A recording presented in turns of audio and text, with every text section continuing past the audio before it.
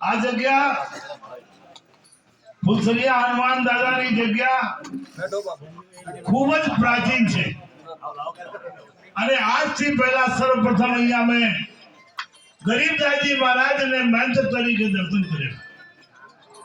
પૂજ્ય ગરીબદાસજી મહારાજ ખૂબ જ ભજનાનંદી સંત હતા અને ધૂની ઉપર હંમેશા બિરાજમાન રહેતા અને એ ગરીબદાસજી મહારાજનું એમ જ ભજન કરતા કરતા ધૂની ઉપર બેઠા બેઠા સાકેતવાસ થઈ ગયા.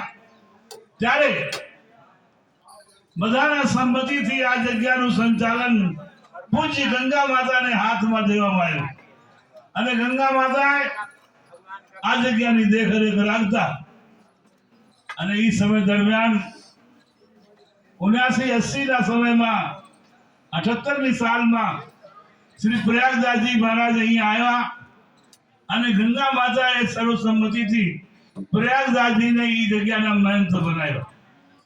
પ્રયાગદાસજી મહારાજ મારા મિત્ર ગુરુભાઈ શ્રી સચિદાસજી મહારાજ ભક્તમાલીના શિષ્ય હતા અને ખૂબ જ કર્મઠ સંત હતા.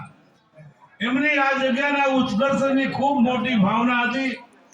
આ ધર્મશાળાઓ વગેરે એમને બનાવેલી, પાણીના ટાંકા બનાવેલા, જગ્યા સંત આવીને રહે એવી ભાવના સાથે એને ખૂબ પરિશ્રમ કર્યો. કાલાંતરમાં સંજોગ એવા હોય અને આ પરમહંસજી અહીંયા આવ્યા અને પરમહંસજી મહારાજ અમારા જ પરિવારના